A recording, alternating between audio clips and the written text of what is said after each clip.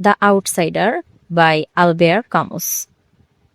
জাতীয় বিশ্ববিদ্যালয়ের অনার্স চতুর্থ বর্ষের কন্টিনেন্টাল লিটারেচার কোর্সের অন্তর্ভুক্ত আলবেয়ার কামুস এর বিখ্যাত উপন্যাস দ্য আউটসাইডার সম্পর্কে আজকে বিস্তারিত আলোচনা করা হবে। এটি এমনভাবে সাজানো হয়েছে যেন পরীক্ষায় যে কোনো প্রশ্নের উত্তর আপনি সহজে লিখতে পারেন। তো চলুন প্রথমে বইয়ের পরিচিতি ও প্রকাশনা দিয়ে শুরু করা যাক। লেখার ধরন, এটা হচ্ছে একটি অস্তিত্ববাদী এবং কিংভূতকিমাকার বা অযৌক্তিকবাদী ফিকশন উপন্যাস। দ্যাটস মিন এটা হচ্ছে একটা নোভেল। তো এই নোভেলটা খুবই অদ্ভুত। কেন অদ্ভুত আমরা মূল ঘটনা পড়লে জানতে পারবো। তো মূল লেখক কে ছিলেন? মূল লেখক ছিলেন আলবেয়ার কামু। অনেকে এটাকে অনেকভাবে উচ্চারণ করে, অনেকে বলে আলবার্ট খেমুস। মূলত এটা একটা ফরাসি নাম, তো আমরা যেভাবে একটু সহজ হয় সেভাবে বলার চেষ্টা করব। প্লাস স্পেলিংটা খুব ভালোভাবে মনে রাখবো। ALVERT আলবার্ট বলা যায়, আলবেয়ারও বলা যায়, আর হচ্ছে CAMUS কামুস। এটা খুব সুন্দরভাবে মনে রাখতে হবে, মুখস্থ করতে হবে। প্রকাশকাল, উপন্যাসটি 1942 সালে প্রকাশিত হয়। প্রকাশের স্থান, মাধ্যম এগুলো খুব একটা ইম্পর্টেন্ট না, চাইলে কেউ নোট নিয়ে পড়তে পারবেন। তো এখন আমরা ক্যারেক্টার লিস্ট সম্পর্কে জানবো বা চরিত্র তালিকা। প্রথমেই আছে মার্সো। অনেকেই মার্সাল্ট বলে, অন্যভাবে বলে, এটাও একটা ফ্রান্স নেম, তো আমরা সহজভাবে মার্সো পড়ব। উনি হচ্ছে উপন্যাসের মূল প্রোটাগনিস্ট বা মূল চরিত্র। সে একজন ফরাসি আলজেরীয় ক্লার্ক যে চরম উদাসীন এবং সমাজের কোনো নিয়ম বা আবেগের তোয়াক্কা করে না, মানে সে নিজের নিয়মে চলে। আর একটা মূল বিষয় হচ্ছে উনি ছিলেন একজন নাস্তিক, মানে কোনো ধর্ম বিশ্বাস করতেন না। তো ওনার যে ফিলোসফি, তার সাথে কিন্তু আমাদের ফিলোসফি মিলবে না। আমরা জাস্ট এই উপন্যাসটা পড়বো, আমরা এই উপন্যাস থেকে কিছু নেব না। অ্যাজ এ মুসলিম হিসেবে আমাদের এই উপন্যাস থেকে কোনো কিছুই গ্রহণ করা উচিত নয়, যদি আমাদের ইসলামের উপর প্রবল আত্মবিশ্বাস থাকে। অবশ্যই এটা থাকা উচিত, আমরা জাস্ট আমাদের সিলেবাসে আছে এই জন্য পড়বো। আই রিপিট, আবার বলছি যে মুরসু ছিল একজন নাস্তিক, তার দর্শন আমাদের দর্শন কখনোই মিলবে না। জাস্ট আমরা ঘটনাটা বুঝবো, পরীক্ষার খাতায় অ্যান্সার করবো, দ্যাটস ইট।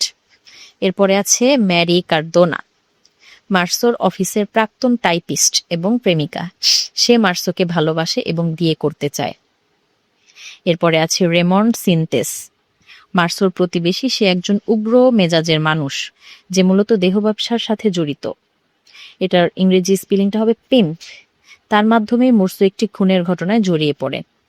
এরপরে আছে মোরসোস মাদার, মোরসোর মা, যার নাম হচ্ছে ম্যাডাম মোরসো, যার মৃত্যুর মধ্য দিয়ে আসলে উপন্যাসটি শুরু হয়। তাকে বৃদ্ধাশ্রমে রাখা হয়েছিল। মূল ঘটনা জানতে পারলে তখন আমরা আরো ভালোভাবে বুঝবো। এরপরে আছে সালামানো। সালামানো হচ্ছে মোরসোর আরেক বৃদ্ধ প্রতিবেশী। সে তার একটি চর্মরোগী কুকুরকে নিয়মিত গালিগালাজ ও মারধর করে, কিন্তু কুকুরটি হারিয়ে গেলে সে প্রচন্ড ভেঙে পড়ে।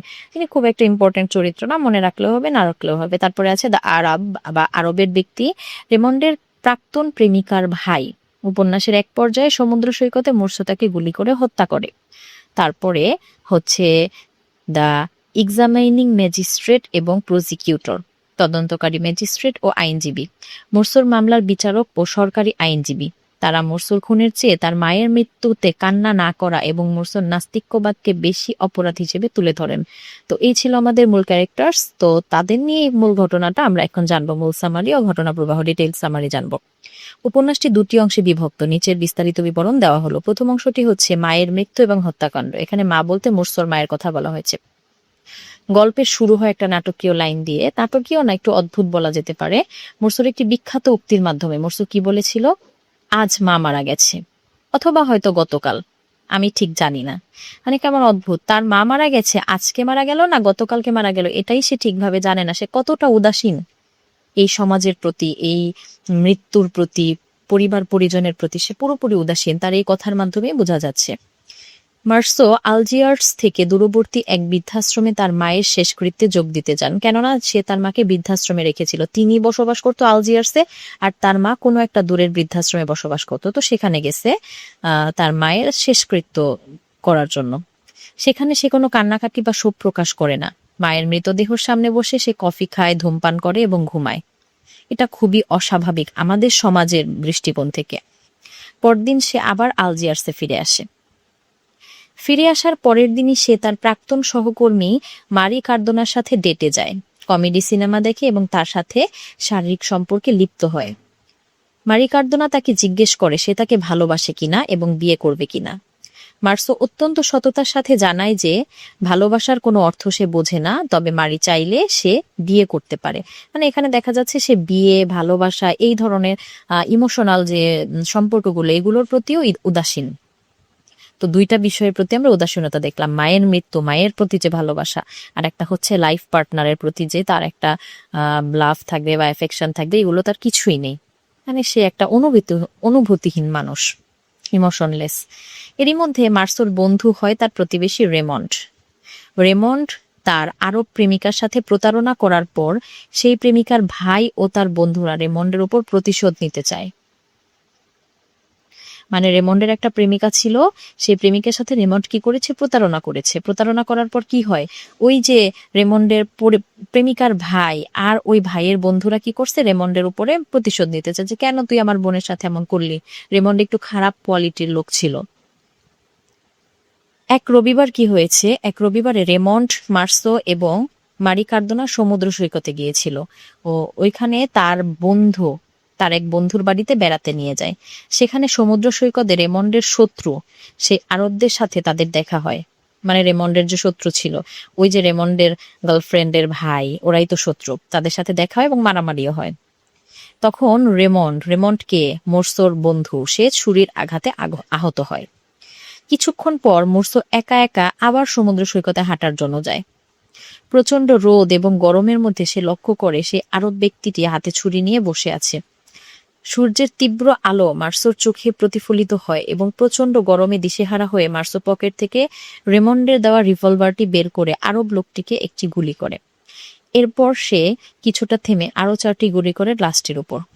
অ্যাকচুয়ালি ওর বন্ধুকে যে আহত করা হয়েছে তার প্রতিশোধ নেয় নাই, ওর মন চাইছে ও গুলি করছে। বিষয়টা এমন ছিল, কেমন অদ্ভুত না? তো মানে রোদের প্রচন্ড তাপে ওর মাথা ঠিক ছিল না, ট্রিগার টেনে গুলি করে ফেলেছে। এখানে ওর মধ্যে কোনো প্রতিশোধ পরায়ণতা ছিল না, কারণ ও তো বন্ধুত্বর যে একটা মূল্য সেটাও বুঝে না। মুর্সো তো একদমই অনুভূতিহীন। ও মনেই করে যে পৃথিবীতে ভালোবাসা, নৈতিকতা, এগুলো কিছুই না। পৃথিবীর কোনো কিছুই তার কাছে ইউজফুল মনে হয় না, সবকিছু মনে হয় ইউজলেস। তো দ্বিতীয় অংশ চলো। দ্বিতীয় অংশ বিচার এবং কারাগার জীবন। দ্বিতীয় অংশটি শুরু হয় মোর্সোর গ্রেফতার এবং বিচার প্রক্রিয়া নিয়ে। কারাগারে মোর্সো একাকিত্বে অভ্যস্ত হয়ে যায়, মানে সে একা একা থাকতে অভ্যস্ত হয়ে যায়। মূলত তার একাই থাকা উচিত এসব লোকের।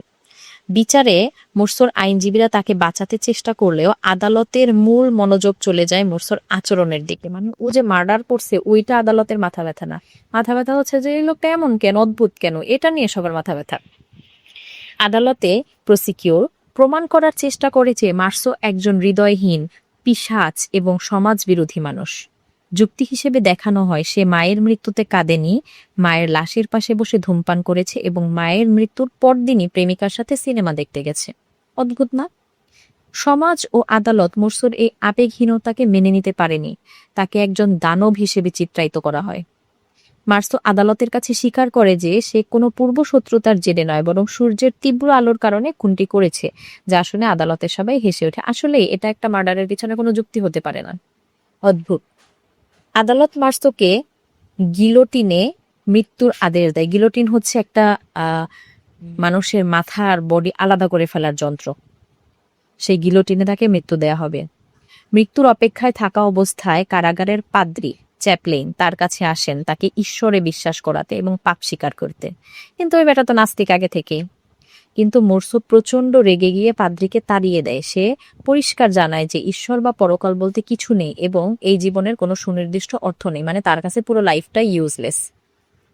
এই জন্য তার মৃত্যুদণ্ড হইলেও তার মনের মধ্যে কোনো একটা কষ্ট ছিল না বা ক্ষোভ ছিল না বা ভয় ছিল না। এই জন্য সে মৃত্যুর আগ মুহূর্তেও ঈশ্বরের প্রতি বা সৃষ্টিকর্তার প্রতি বিশ্বাস আনতে পারেনি। এই ছিল মোর্সোর অদ্ভুত জীবনের, অদ্ভুত চিন্তা ভাবনার মূল ঘটনা। এটাই ছিল দ্য আউটসাইডারের মূল বিষয়। তো এখন আমরা মূল বার্তাটা জানি, অবশ্যই মূল বার্তাটা জানবো, কিন্তু নিজের প্র্যাকটিক্যাল লাইফে আশা করি কেউ কাজে লাগাবে না। আমার ব্যক্তিগতভাবে এটা সাজেশন অ্যাজ আ মুসলিম হিসেবে।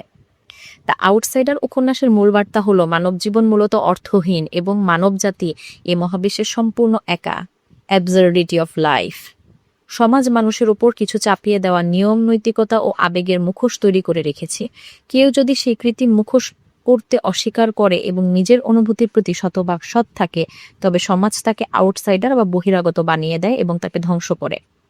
মার্সোর কোনো ভণ্ডামি করতে জানতো না বলেই সমাজ তাকে অপরাধী হিসেবে নয়, বরং একজন অসামাজিক মানুষ হিসেবে মৃত্যুদণ্ড দেয়। মানে মার্সোর দিক থেকে চিন্তা করলে আসলে সে একজন নির্দোষ ব্যক্তি ছিল, কারণ সে সবসময় উচিত কথা বলতো বা সে যেটা মনে মনে ভাবতো সেটাই বলতো। সে কোনো ভণ্ডামি করতো না, মনে একটা মুখে আর একটা এরকম ছিল না। অ্যাকচুয়ালি লোকটাকে আমরা খারাপ বলতে পারি না। তো কি থিমস গুলো কি ছিল, মূল থিম গুলো কি ছিল? প্রথমেই ছিল দ্য অ্যাবসার্ড, অযৌক্তিকতা। কামুর দর্শনের মূল ভিত্তি এটা যে সবকিছুই অযৌক্তিক। মোরসোর জীবনের কোনো লক্ষ্য বা অর্থ নেই। সে মায়ের মৃত্যু, বিয়ে বা কোন সবকিছুকেই জীবনের সাধারণ এবং অর্থহীন ঘটনা মনে করে। মানুষের যুক্তি দিয়ে এই মহাবিশ্বে কোনো অর্থ খোঁজা বৃথা। আর একটা হচ্ছে ডিটাচমেন্ট অ্যান্ড ইনডিফারেন্স, উদাসীনতা এবং বিচ্ছিন্নতা। মোরসো তার চারপাশের পৃথিবী থেকে সম্পূর্ণ বিচ্ছিন্ন। সে সমাজের কোনো আবেগ অনুভব করে না। এই উদাসীনতাই তাকে সমাজের চোখে একজন অদ্ভুত মানুষ হিসেবে পরিণত করে বা আউটসাইডার হিসেবে পরিণত করে। Human judgement and social hypocrisy, সামাজিক ভণ্ডামি এবং বিচার ব্যবস্থা। আদালত মার্সোকে খুনের অপরাধে যতটা না শাস্তি দিয়েছে, তার চেয়ে বেশি শাস্তি দিয়েছে সমাজের তৈরি করা শোকের নিয়ম মানেনি বলে। ওর মা মারা গেছে, ও কাঁদে নাই কেন? এবারে তো আসলেই খারাপ। এইটা হচ্ছে ওর বড় অপরাধ। ও যে মার্ডার করছে তার থেকে বড় অপরাধ যে ও কাঁদে নাই কেন। কি অদ্ভুত সমাজ ব্যবস্থা আমাদের, তাই না? সমাজ চায় মানুষ ভণ্ডামি করুক, কিন্তু মোরসো সত্য ও নিজের অনুভূতির প্রতি সৎ ছিল। The importance of the physical world, ভৌত জগতের গুরুত্ব। মর্সোর কাছে মানসিক আবেগ বা আধ্যাত্মিকতার চেয়ে শারীরিক অনুভূতি অনেক বড়, যেমন সমুদ্রের পানি, মারির শরীর অথবা সমুদ্র সৈকতের তীব্র রোদ। এই তীব্র রোদে শারীরিক অস্বস্তির কারণেই সে খুনটি করে বসেছিল, কোনো পূর্ব পরিকল্পনা থেকে নাই। মানে বন্ধুকে আহত করছে, তার প্রতিশোধ হিসেবে সে খুন করে নাই। সে খুন করছে কি, তার শারীরিক অস্বস্তি হচ্ছিল। তার মানে সে পার্থিব জীবনটাকেই বেশি ইম্পর্টেন্ট দিচ্ছে। তার কাছে আবেগ অনুভূতি এগুলো কিছুই না। তো এই ছিল দ্য আউটসাইডার উপন্যাসের মূল বিষয়বস্তু। আশা করি সবার কাছে মোটামুটি সহজ লেগেছে। আমার কাছে এই উপন্যাসটা খুব ইন্টারেস্টিং লেগেছে। কার কাছে কেমন লেগেছে অবশ্যই কমেন্ট করে জানাবে। আর এই সহজ নোটগুলো কেউ নিতে চাইলে আমাকে কমেন্ট বক্সে জানাবে, আমি লিংক শেয়ার করে দিব। ধন্যবাদ সবাইকে। আসসালামু আলাইকুম।